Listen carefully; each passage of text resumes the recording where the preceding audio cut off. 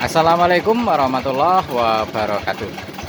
Berjumpa lagi ya teman-teman dengan saya masih di channel yang sama, di channel Tacon Pengrajin di seputar perkendangan. Ya ini teman-teman, untuk kali ini saya mau melubangi ya, membuat video karena kemarin itu ada yang komentar ya, Bang tolong sepilkan videonya cara melubangi kendang dangdut ya. Ya, untuk kali ini ya, untuk kesempatan kali ini saya mau melubangi kendang dangdut.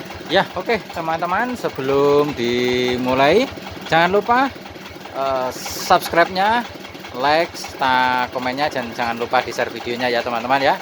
Ya, oke teman-teman, langsung ini mau dimulai ya.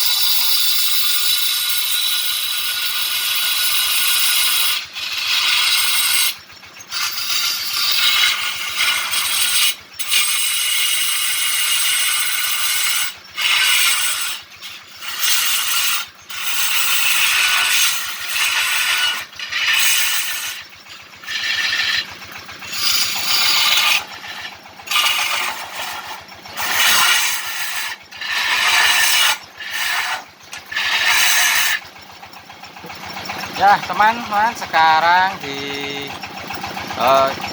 dicek dulu untuk kedalaman lubangnya berapa, karena dari lubang dari depan sini nanti dilubang lagi dari sebelahnya ya untuk menembuskannya.